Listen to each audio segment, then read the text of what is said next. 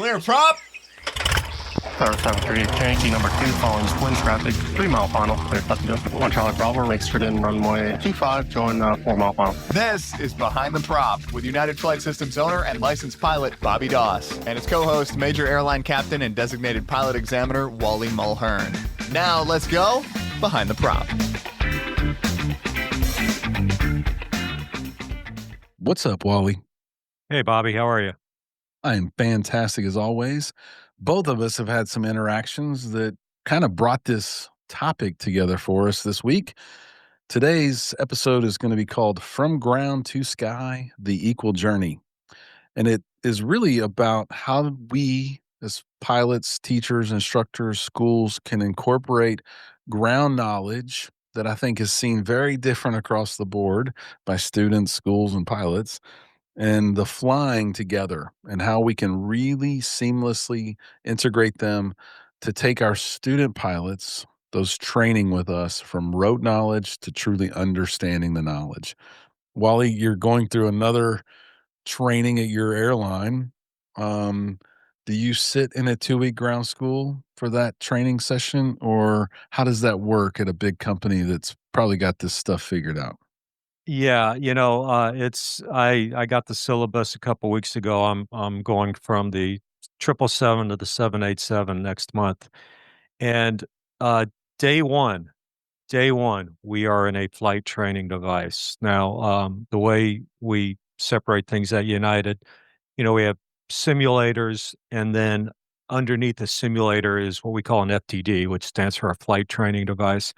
And in essence, it's a simulator without motion. It does all the stuff. It just doesn't have the full motion. So you can't really hone your landings, that kind of stuff. But from a procedural standpoint, everything in there works. And day one. And just for the math problem, that's like probably millions of dollars cheaper. Oh yeah. It's instead of 28 million, it's probably just 12 million for one of these things. But looking at the syllabus, we have 2 days of at home computer based training that we can do at our leisure. You can spread it out over 10 days if you want, but two 6-hour days to get it all done. Then you show up at the training center, and within a couple of hours of meeting, your sim partner, your instructor, you were in a flight training device. Back in the day, typically you'd have a 2-week ground school. You'd have 1 day on the power plant. You'd have 1 day on the hydraulic system. You'd have 1 day on the pneumatic system, and it was horrible. It was sitting in a classroom. It was boring. You knew you needed to know it, so you fought through it to try to understand all this stuff. But the way the training is now is, instead of sitting at a desk or sitting at a table in a classroom and learning all this, you're sitting in a control seat of the airplane. If you're a captain, the left seat, first officer, the right seat, you're in a seat, and we're talking about the electrical system. And not only are we talking about the electrical system, but we're going through procedures. These are the normal procedures. These are the abnormal procedures. Here are the emergency procedures. And this is what it looks like. So it's kind of a shift in training that's happened somewhere in the last, I don't know, 38 years. This happened, this shift. And it's more oh god, first of all, it's hands-on. It's very hands-on because you're flipping switches. So you flip that switch, oh, when I flip this switch, that happens. So yeah, it's different. It's melting, a melting pot of the ground school and the flight training into one. And as a flight school owner, what I see or hear a lot is, and we talk about it, but like, hey, go study a bunch and take your knowledge test so all the ground's out of the way before you get started. That is such a bad recommendation, in my opinion, in our opinion, I think. We we're going to learn so much by touching it and being on the taxiway and understanding what the taxiway signs are, getting to an ILS area, getting to the whole short line, understanding what all these markings mean because we are interacting with them is so much different than memorizing them through flashcards and something similar to flashcards. I think the ground component has become such a memorization thing that it can't really become understandable knowledge. And that's what I think the story is for today's episode is how do we change the way we go about it? How do students change their perspective of I don't want to do any ground to I want it to all blend together. We had a new application come through probably an hour before we started recording the show where the young man that applied said, I don't want to just learn how to fly. I want to be the best pilot I can be. And it was almost a picture perfect candidate for this type of training. It's not the boundary of no ground. I want you to make me the best pilot I can be. And I love that. And so we're going to break this down into 3 parts today, as we always do. We're going to talk about navigating the sea of resources. There's a million things out there. How do you know what to study, which one to use, and which one to focus on? How do you go from rote knowledge to real understanding? We got plenty of stories to talk about that. And we're going to tell all those stories in part 3, the real world examples and some of the disconnects that Wally sees on check rides and that Bobby sees at the flight school on a regular basis that hopefully, if you take all this stuff to heart, will make you much better student and a much better pilot. Let's just jump right into navigating the sea of resources. Wally, is there enough books and things out there to get all this information to pass a check ride with you one day? It's overwhelming. There is so much stuff out there. I remember one time someone talking to me about a musician that we knew, and I remember my friend saying, um, "I think he's a pretty good guitar player. He owns lots of guitars. He's either really good or he's just got more money than he knows what to do with." So so sometimes just buying more stuff doesn't mean a whole lot. And unfortunately, there are so many resources out there. Online ground schools, there's probably, I don't know, there's probably 8 that we would call mainstream, you know. Of course, I mean, you got the kings, they're kind of the king of everything, but you know, you got all these other online ground schools, and it's a little bit overwhelming, I think. And everyone always asks me which is the best one. And I would say the best one is the one that your instructor and your school is going to use. Right. You know, I think that I see it all the time on Facebook. Excuse me. I see it all the time on Facebook. They say, what is the best, most economical ground school? Well, I don't think there is such a thing because if your school uses ground school A and ground school B is $50 cheaper and you buy that and then it doesn't correlate with your school's syllabus and the way they teach, you've kind of made work a lot harder for yourself. Yeah. Textbooks at schools, you know, there's textbook companies that sell textbooks to schools. You can't get the wrong textbook and then follow along with your math teacher or your English teacher. It's just not Right. going to work. And Right. so the right one is the one that your school or your instructor is going to use. It Yeah. might be 4:3 aspect perspective and not 16:9. It might be high def instead of 4K. None of that's going to make you a better pilot. You need the material. Do you think, like all the companies that are out there, Jeppesen, Gleim, the FA material, how different is the material at the end of the day on how to fly turns around a point? Yeah, it's not different at all. No. Or And so very little. someone's taken the FA material and spun it a little differently so that they can sell it instead of getting the free version. There is no value in a lot of that stuff. But I guarantee you, if your flight school is hung their hat with Gleim and their syllabus is Gleim and their books are Gleim and they sell the Gleim ground school, by all means, I would say Gleim is going to be the best solution for you. At United Flight Systems, we're a Cessna Pilot Center. We use all the Cessna stuff, the Cessna syllabus, the Cessna ground school, and we use that with our students. At United Flight Systems, you should use the Cessna Pilot Kit. There's no question that it's going to correlate better with your training than any other ground school. People say it all the time. Well, I already bought Sporties before I came here. Can I just use Sporties? You want to save $295 at this point, and you think that's going to move the needle? That's going to be so hard and so distracting for you that you Right. can't correlate these things, that it's not worth it. Hear your school, hear your instructor, know it.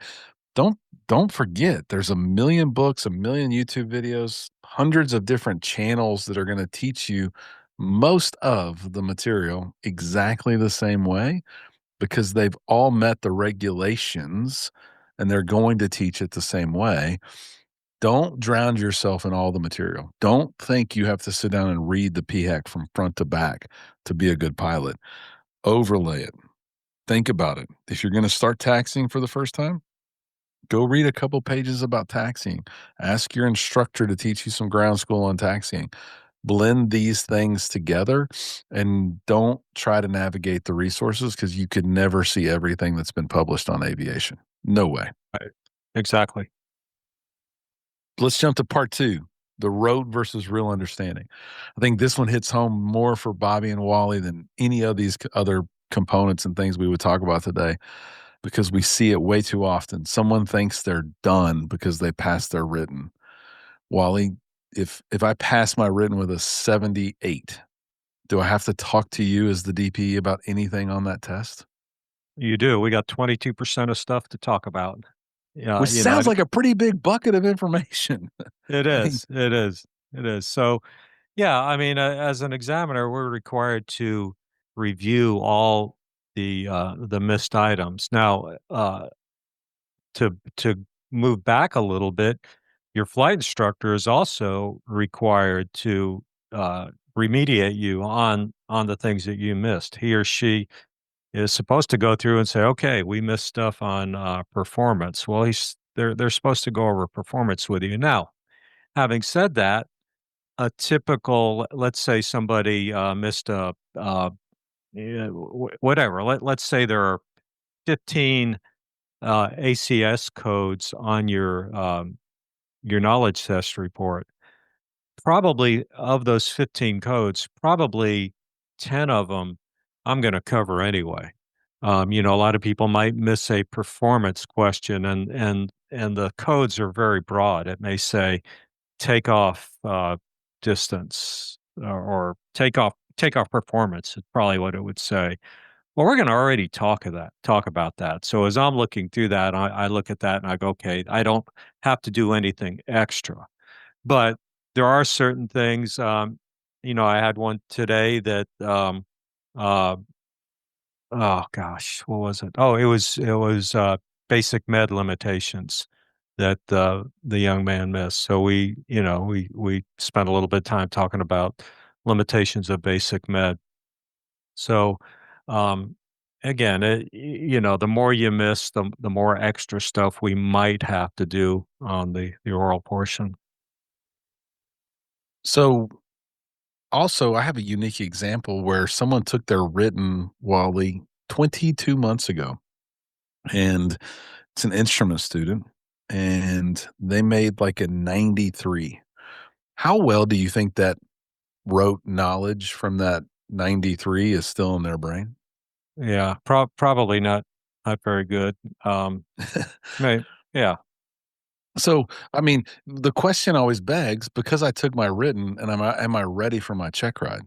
Well, no, because Wally's still going to take you through whether I missed it or not, whether I missed takeoff performance. Are we still going to talk about takeoff distance?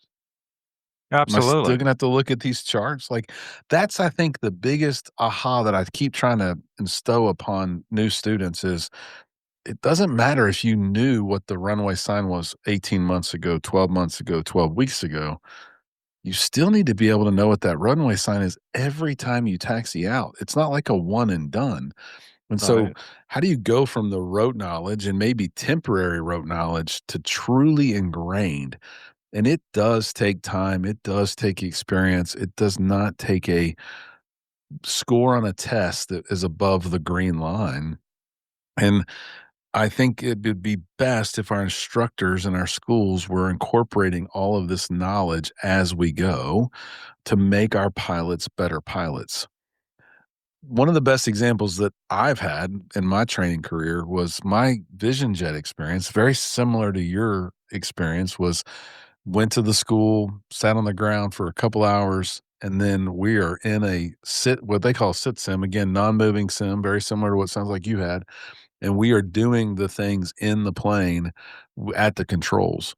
You can't pull a parachute handle sitting at a conference table with 10 other people. It just Right. doesn't work, doesn't make sense. Now they can hand you the handle and you can look at it, but until you're in the cockpit, in the pilot's seat, and reach up with your right hand to pull that down, it doesn't quite feel the same.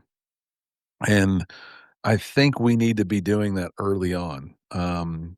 Most of our students, we recommend a discovery flight so they can get excited. And then we quickly go from the minutia of student pilot certificate to pre-flight to other things to getting in the cockpit and learning what it's like to learn how to fly, how to make things work coordinated, how to use pitch, power, and trim. That's how the fundamentals of learning begin. And we do it in the cockpit of the plane, but you have to seamlessly incorporate other things. That's a hold short line. That's a taxi sign that we're on. That's a taxiway sign of a taxiway that's over there. Yeah. If you do that throughout training, you will become a better pilot. And if you think you pass the section on taxiway or runway markings, you're probably not done yet. Yeah. Absolutely. How does the real world professional pilots, Wally, how do they examine or know you go from a rote level of knowledge, your CBT training you did at home, to a level which means you understand it? Because it still can't happen in a week, I assume. No, no, but it's correlation, and I kind of go back and I think of being in elementary school, a long time ago, long time ago. Um, e- uh, and we'd have a math test. Let's say you're in whatever grade you are where you learn multiplication, and you might have 20 questions or 20 math problems. There'd be 37 times 17, 29 times 43, and you had to figure it out, and you had to put the answer down. And at least for me, always at the bottom of that test were a couple of word problems. And everybody, well, most people, I didn't, I always liked them. Everybody hated the word problems because this is how we take math and we actually apply it to the world. Now, well, let's take an easy thing. Let's say you got a family of four, and everybody in the family has two things, two coffee cups, for instance. So you may say, okay, the Smith family has four people in the family, and each family member has two coffee cups. How many coffee cups does the Smith family have? Well, I mean, that's a very, very simple word problem. We can all probably say, well, that would be four times two. The answer is eight. But somewhere we are losing the ability to take rote memorization, where back in the day we had to memorize our times tables. Everybody knew four times two was eight. Okay. But how do we now apply that to practical application? And that's where I feel like we're losing it in today's It's a environment. It's a great scenario. I think in my word problem, it was, and Bobby drops one of those cups and it broke. Now, how many cups does the Doss family have? Which, Yeah. whoa, you throw in a minus sign in there Oh, now. Where yeah. do the Four times parentheses go? two minus one. Yeah. There we Where go. does the parentheses go? That could be really hard for some people, Wally. So, Yeah. sorry if we blew your mind there, but it is so true, though. Like, there's no better training aid out there, in my opinion, that I think all of us have used if we've trained in the last 10 years better than Rod Macchiano's cloud triangle. Like there's probably everyone has seen it, right? It's the airspace, cloud distances, and it's this mathematical 521, 152. We probably all use that. But that is so rote, so bad that I have actually canceled a flight in the air, came back home because I didn't really understand cloud clearances. I was going to Brenham to play golf with my dad. I was in a plane. It was broken at best, but it was broken everywhere. And I didn't think I could land at the airport because it was College Station, which is kind of a close, bigger airport with real ATIS, said that it was 1,000 broken. I came home to the airport, didn't play golf that day, canceled my tee time, and my instructor said, "Could you have avoided the clouds?" And I said, "Well, yeah, easy." He goes, "Well, why didn't you go?" I'm like, "Well, it's broken." He's like, "Well, it's Gulf airspace. All you gotta do is stay clear of clouds." And I'm like, "Oh, man. I wish I was playing golf right now." So, yes, I knew all this stuff, but the practicality and putting it into practice totally lost my mind. I burnt a bunch of avgas, wasted a bunch of time, probably got to log 1.2, but I flew in circles trying to hope that the clouds would clear because I couldn't put it into real world examples. And so let's talk about more of those, Wally. What recently happened on a check ride for you that made you know the student knew it wrote but could Yeah. not put it into practice? Yeah. Well, let me go back to a check ride that I had probably 8 years ago. It was out of a airport down at Southwest Houston, and it was a private check ride, and the ATIS at the airport was saying something like 4,500 scattered.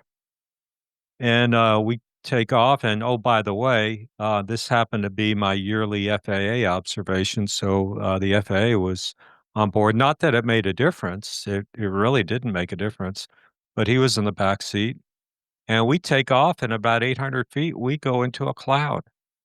Um, did I say 800 feet? About 1,800 feet, we actually flew into a cloud, and, I said to the applicant, "What are we doing?" You know, this was a private pilot check ride, and, his comment was, "Well, the ATIS said 4,500 scattered. Shouldn't be any clouds here." And, it was just, oh my gosh. Of course, he got to come back a little bit later for doing that. But getting back to today's scenario, so we're in it's January in Houston, and January and February are probably the 2 worst weather months for us here in Houston. We typically we usually we either have clouds or we have wind. We very seldom have a day where we don't have a lot of clouds and it's not windy. But anyway, so being typical of the season, we had low clouds this morning, and I showed up at the airport to start a private pilot check ride, and we sit down at 8 a.m. And at the time, I think it was like 300 overcast. And I said to the young man, I said, "Okay, what do you think? What do you think of the weather?" And he goes, "Well, right now it's not good." And I go, "Well, yeah, I see that." And I said, "Well, what's the forecast?" He said, "Well, at 10 a.m., it's supposed to be 1,800 scattered or something like that." He said, "Well, we won't be able to do the cross country portion of the flight, but it is definitely supposed to be better." And so we haven't even started at this point. And I told him, I said, "Look, I am willing to start. We can start the ground portion, and if we get to 10 a.m. and somewhere around 12, it was supposed to be really nice." I said, if it is 1,800 scattered at 10 a.m., we can start the check ride by starting the landing portion. We'll stay in the traffic pattern, and then after we do our 4 or 5 landings, whatever is required, if the weather has come up, we'll head out and do the high portion, the cross country, the stalls, and all that." He said, "Okay, that sounds great." So anyway, we start the ground portion, It gets to be about 10 a.m. and it had not come up the way we had thought it or the way it was forecast to. And now in the ground portion, I asked him cloud clearances. We hopped along on a sectional. I said, okay, what kind of airspace is this around Austin? He says it's Class Charlie. Well, what are cloud separation requirements in Charlie airspace? 1,000 above, 500 below, 2,000 horizontal. Okay, what kind of airspace do we have over here in College Station? Well, that's Class Delta. All right, what are cloud separation requirements in Delta? And of course, it's the same as Charlie. So he knew it. He knew the answer. So we got to the point where we were done with the ground, and I said, "Okay." I said, "What do you need for weather for us to start this check ride and go out and do our landings?" He said, "Well, ceiling of 1,000 feet." I said, "So you'd be good flying 1,000 overcast?" And he said, "Yes." And I said, "Okay. Um, how did you come up with that?" And we through discussion, it occurred to him that we're in Class Delta airspace, so we need 1,500 so we can be 500 below. But it took a little bit of, I'm not gonna say convincing, but a lot of, me making strange faces, like saying, "Really? We can really do that?" And it occurred to me that he knew the answer, but he couldn't apply it to a practical situation. And that was kind of a light bulb moment for me. I'm thinking, "Wow, we need to learn. We gotta CFIs, we gotta figure out a better way to teach so that we can correlate this rote memorization, this 1,000 feet above, 500 feet below, 2,000 feet horizontally. How do we apply that to real world scenarios?" Yeah, maybe help Bobby know that in golf, it's just clear clouds and I can as long as I can not touch a cloud, then I'm safe to fly and probably able to get to the ground. Right. It is crazy that this has happened for me over my 500 plus hours of flying, but it does take some of that experience. How do we continue to inject that and change that for our pilots when they're younger and very, very new at flying? It's these real world examples. I just shared with you before we started recording a call I got today that I think is kind of the same thing, but a little bit of a different interpretation. The question was, and if you have questions, please send them to us. We love to answer these questions on the air. But the friend of mine that asked this question said, "Hey, I've got a G3X in my airplane and I'm working on my instrument stuff and I'm confused. Everyone tells me I have to hear the Morse code when I put a nav in my nav radio, but my G3X tells me the identifier. Do I have to also listen to the Morse code?" And I'm not a DPE, I'm not a flight instructor, but I said, I would bet that the ACS says you must tune and identify. And this is from memory, I'm guessing. Me and you did a instrument check ride a long, long time ago, Wally. Yeah. What's the right answer there, Wally? What do I have to do? And is this FUD? Is this bad teaching? Is this like misinterpretation? Is this rote knowledge because everyone's always told me to listen to Morse code? Everyone thinks I have to listen to Morse code. What's the right answer to that question, Wally? Yeah, the right answer is that you have to identify it. So if you have a way of identifying it visually without listening to it, that is fine. Now, Okay. So can I now, do that on other GPSs? well, it depends. It depends, and I'll give an example of a Garmin 430 versus a Garmin 530. Garmin 430 is the little brother to the big brother. The 530 is a bigger screen. There's more real estate on the screen on a 530. So if I turn in a VOR on a 530, there's a space where they can put TNV for the Navasota VOR. On a 430, there's not enough space on the screen to put it. So on a 430, the only way you can identify it is to, yes, go into the audio panel and listen to the Morse code. On a 530, you can see that it says TNV. So, I mean, there's an example of two very similar units but you have to do them differently. Now, I think it's incumbent upon the CFIs to explain to the applicant or the student at that point, hey, your airplane, because we're in a whatever G1000 or 530, whatever we happen to have at G3X, like you mentioned, in this airplane, this suffices for identifying that particular nav aid. Now, if for whatever reason, if we're in an airplane that didn't have that, this is how you'd want to do it too.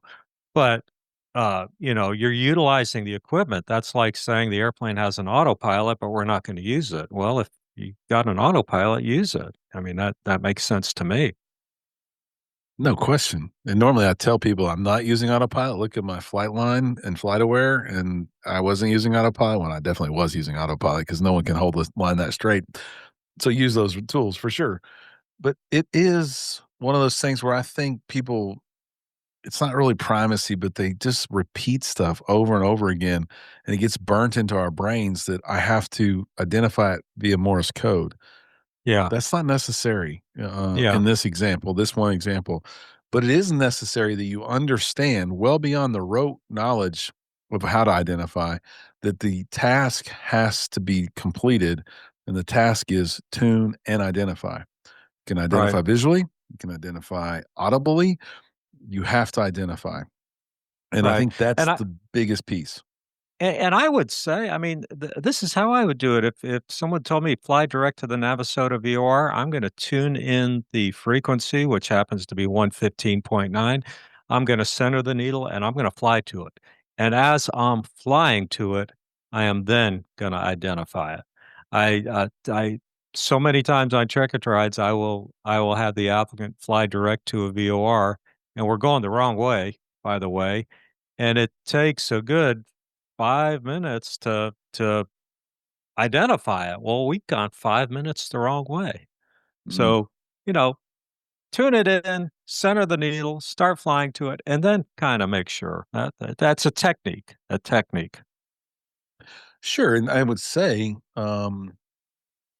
if you have a 530 and the screen's a little funky, it's not illegal to also use Morse code. Like, you can do both. Like, Correct.